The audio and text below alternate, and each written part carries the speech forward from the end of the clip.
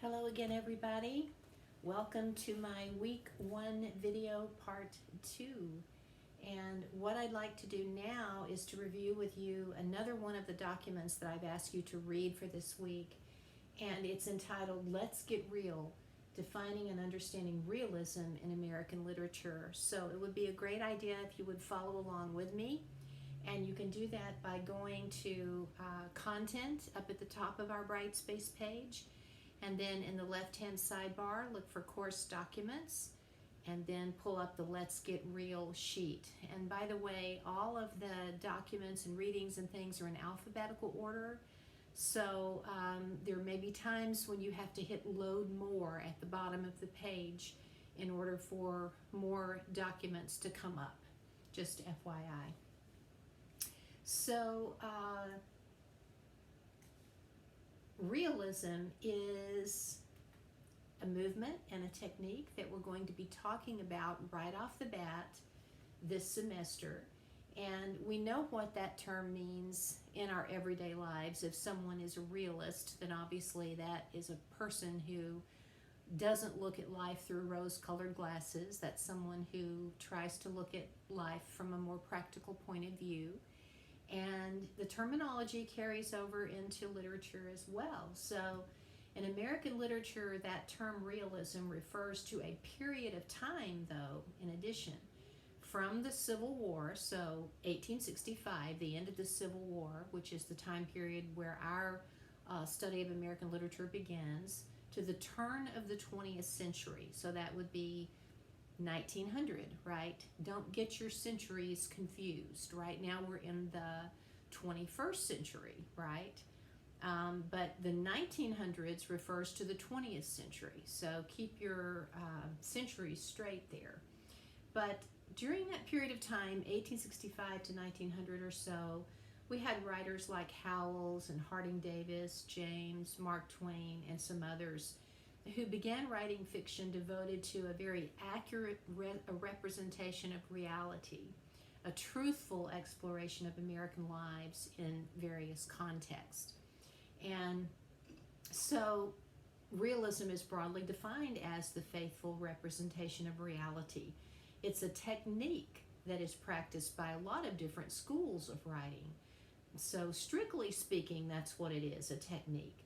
But it also denotes a particular kind of subject matter, and especially the representation of middle class life. So the average person, the middle class Jane and Joe, like you and me, right? And so if I were to ask you on a quiz or on an exam to define realism, you would tell me that it is a technique, that it began around 1865, it ended around the turn of the 20th century, 1900, that it denotes a particular kind of subject matter, and that it especially focuses on average people, middle class life. It's also a reaction against Romanticism, which was an earlier period in American literature where all of our literature was very romantic and again looking at life through the rose-colored glasses. And then the realists came along and they said, no, we need to write creative fiction and poetry that is more dedicated to a truthful representation of American experience. So it was a reaction against what had come before. There was also more of a growing interest in scientific method, and documentary history, and the influence of rational philosophy. All of these things affected the rise of the realism movement in American lit. So if you were gonna, in a nutshell, tell me what is realism? Realism refers to a literary genre, remember that fancy word, a type or a kind of literature that extended from the Civil War to the turn of the 20th century, when a group of American writers strove to represent reality very truthfully and to depict American middle-class life. And if you notice in this document, the sections that are emboldened, here's just a really good little tip for those of you who actually watch my video musings. Those sections are the ones that you need to commit to memory because they're the ones that are going to come back and haunt you on quizzes and on the midterm exam. So that's good to know. So here's a bit of background for you. The United States began growing and changing a lot after the Civil War ended. We had increasing rates of democracy and literacy. So think about it. There was an entire population of people who had been enslaved. And all of a sudden, one day, they were gathered, and the white master, quote unquote, would have said to them, guess what? You're free. You can go now. You're not a slave anymore.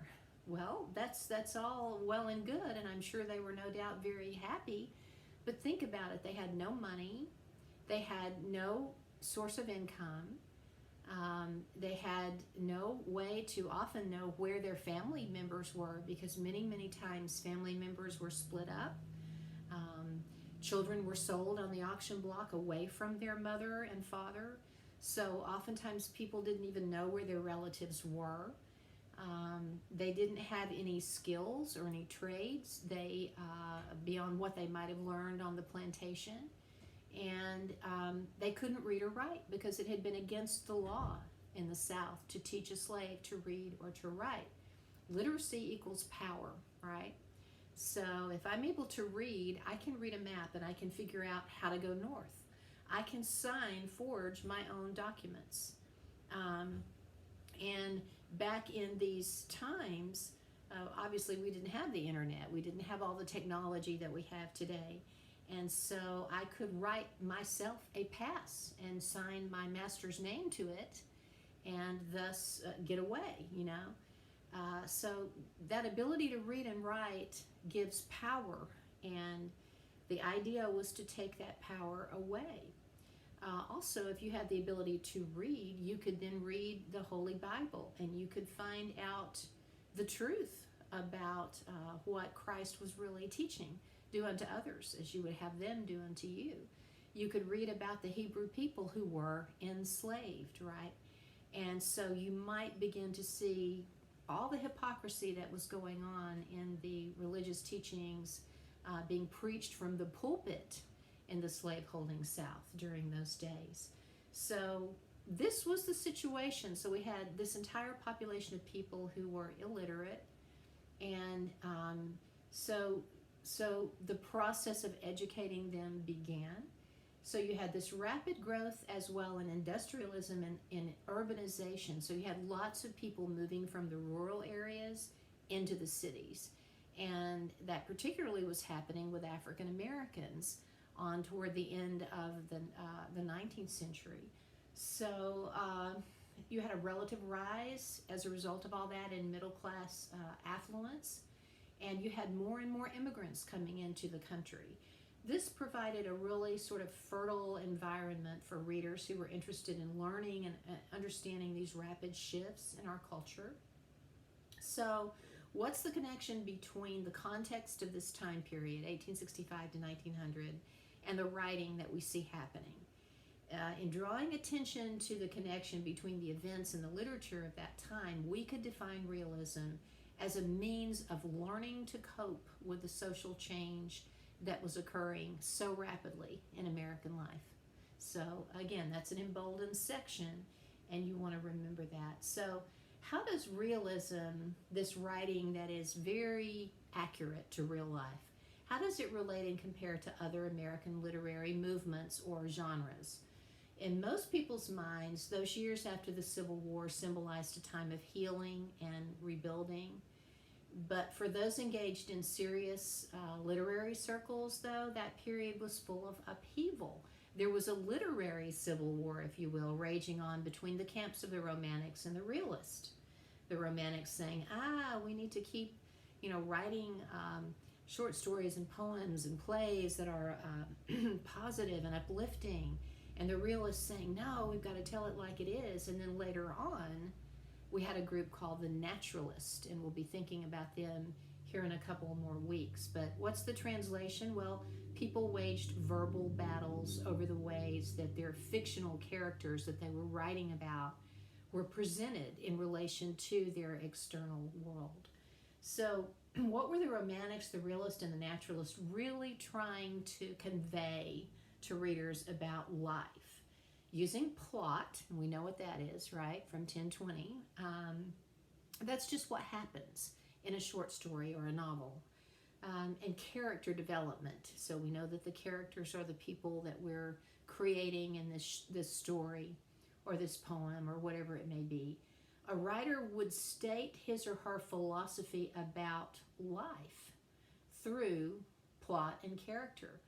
And a writer beyond that would state his or her philosophy about how much control humankind has over its own destiny. And that is a big overarching question that we will consider again and again and again in this class. It's a biggie, right?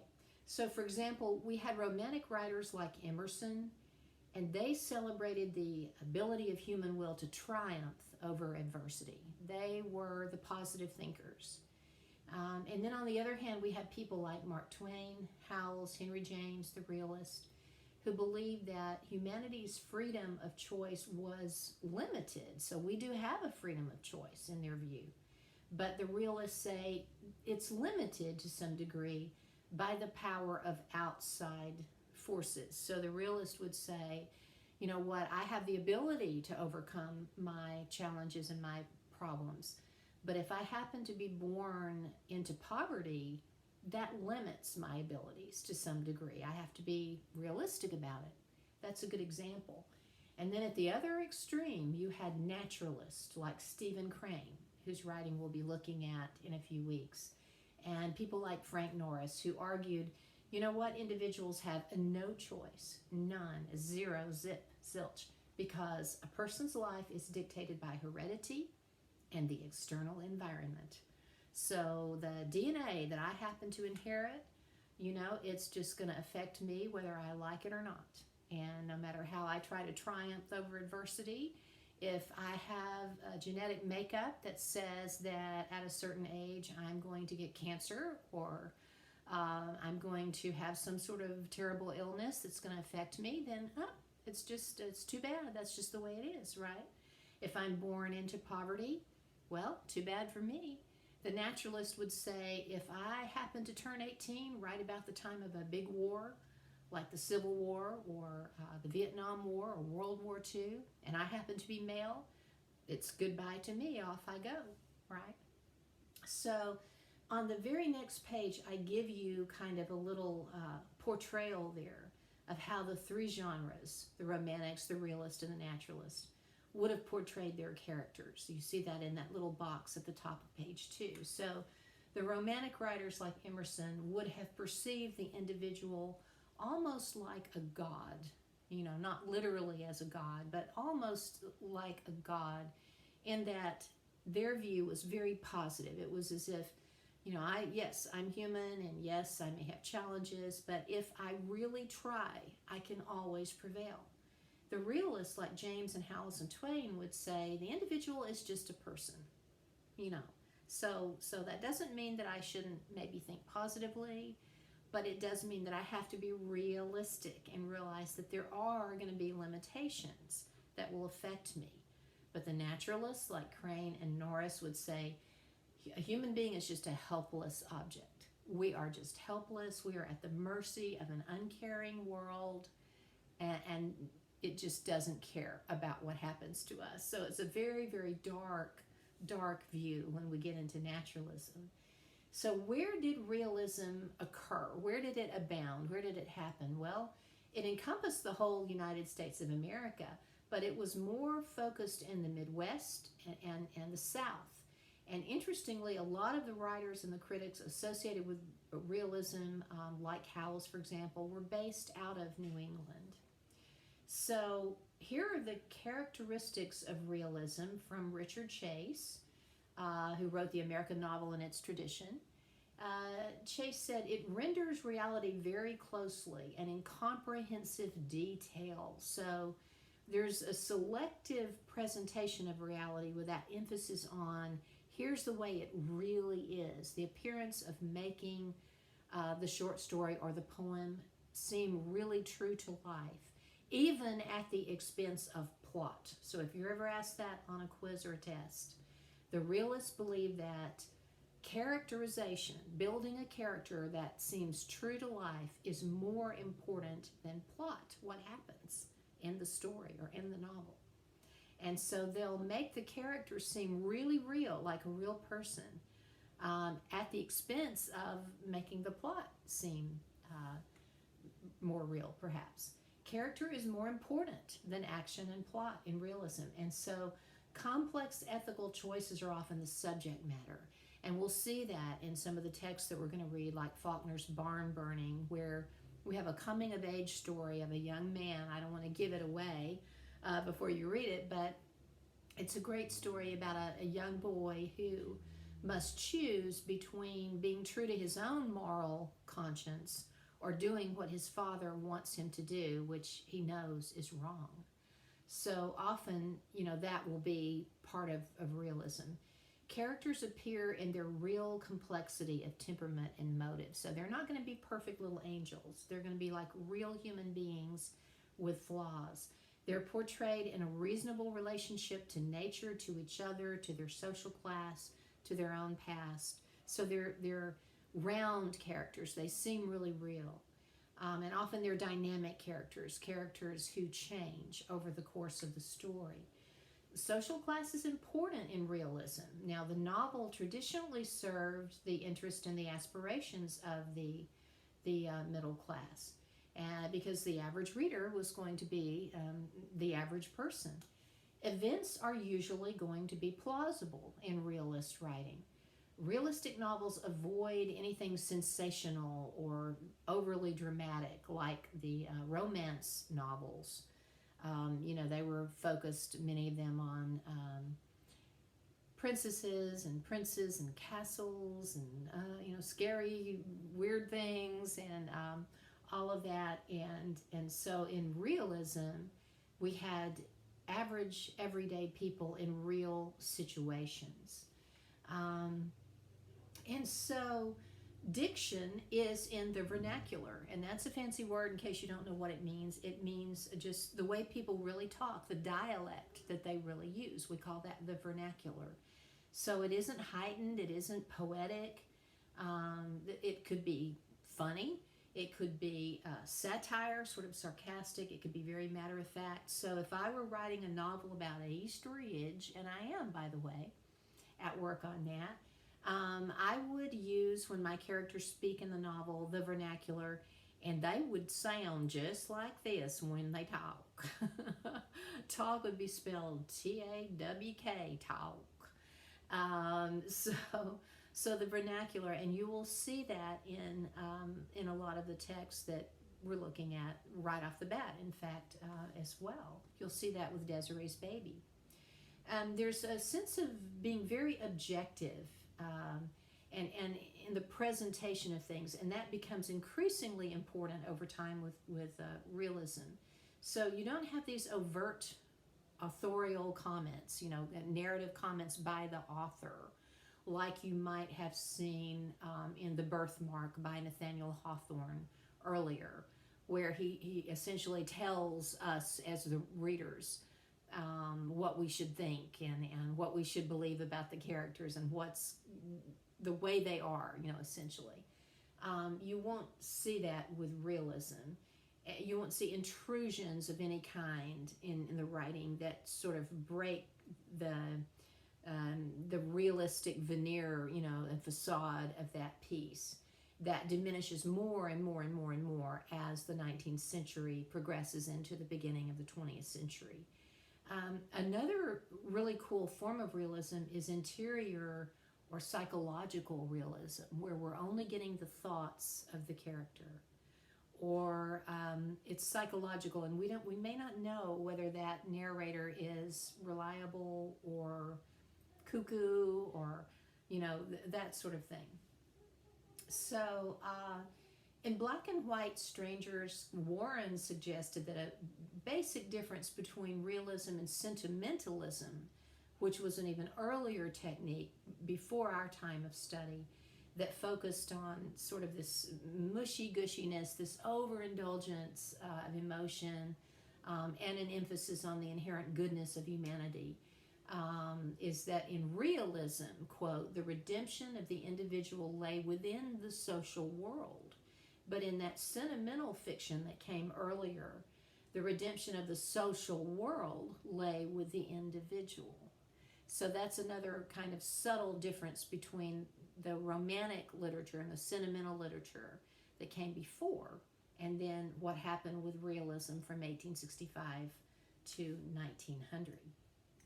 So that kind of gives you a bit of grounding that you need as you enter into the rest of our activities for this week. You want to post in the week 1 discussion board, Getting to Know You, where you tell us a little bit about yourself. And that's the one where you'll be responding to one classmate as well. And then the second topic in the week 1 discussion board is, are you a romantic, a realist, or a naturalist? And this is a really, really fun activity that I normally, obviously would do in class if we were in a normal world, but we're not, sadly. So we're doing it through the discussion board instead. And if you go to the top of the page and click on discussions, you'll see the week 1 discussion board in those 2 topics. So this romantic, realist, or naturalist topic is really fun. And so what I'm asking you to do is to look at 3 different statements that I'm going to provide for you in this topic of the discussion board, and decide which one you most strongly identify with and agree with. Now, there's no right or wrong answer here. You can't mess up because there's no wrong answer. There's just your honest answer, right? So you're going to look at those ideas and figure out which one do I most strongly agree with and identify with. And after making your choice, then you'd write a posting on the board in which you support your belief. Maybe with some facts, some pathos, some emotion, if you remember that from English 1010, maybe some examples from your life that you can think of, or from some other source that you can think of. You might decide that you're a bit of a mixture. So maybe you're part romantic and partly a realist. Maybe you're partly a realist and partly a naturalist, and that's okay. There's no need to respond to a classmate's posting in this topic of the board, but you should in that Getting to Know You topic. So the 3 statements are, number 1, human beings need romance, both in love and in general life. Without romantic sensibilities, life would be very dull and sad indeed. Therefore, we should promote romantic ideas and ideals, both in the arts and in our own daily lives. And the second statement, while a human being's free will certainly helps to determine his or her ultimate fate and success or lack thereof, the fact is that our free will is always limited by outside sources. Therefore, we should depict American life and experience in a matter-of-fact, no-nonsense, utterly truthful light through our literature and other forms of the arts. And then the third statement, a human being's free will is not only limited by outside sources, it is superseded by them. Factors that are completely out of our control, such as heredity and the external environment, therefore control our destinies whether we like it or not. We must accept the natural way of the world and do away with overly optimistic Pollyanna attitudes, ideals, and depictions. So obviously that number 1 identifies more with a romantic point of view. Number 2 with a realist, and number 3 with a naturalist point of view. So figure out what you are. Are you a romantic, a realist, or a naturalist? And this activity just kind of helps us to focus in and on these ideas and bring them into our real everyday lives so that they start to make some sense to us, right? It's always fun in class to sort of imagine, okay, I wonder if this person's going to be a romantic or a realist or a naturalist, and then to see sort of how, because I ask people to come up and write on the board how they peg themselves after they've written their little paragraph, and it's always fun to hear what they have to say. So that's just kind of a fun activity. And looking ahead just for a moment to week 2, you'll be reading a little piece from our book about American literature, an overview of it from 1865 to 1914. And then our very first short stories, Desiree's Baby by Kate Chopin and A New England Nun by Mary E. Wilkins Freeman. And if you don't have the book yet, you can find both of those short stories very easily by doing a Google search. And let's see, I may have even put them up online for you. Let's see if I did that. I think I might have found them and put them up here. If I did not, I will certainly try to do that so that you can easily access them if you don't have your textbook yet by next week. Then there's another document, Local Color, Bringing Our True Colors to Light, that I'll ask you to read for next week. And then a document entitled Introduction to Major American Literary Movements and Terms. And in my week 2 video, I will actually go over those documents with you and make them easier for you to understand.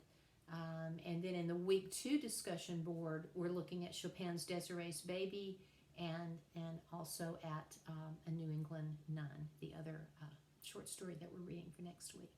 So thanks for bearing with me. Again, welcome to the class. If you have any questions or concerns, feel free to email me. And I look forward to working with you this semester. Have a great day.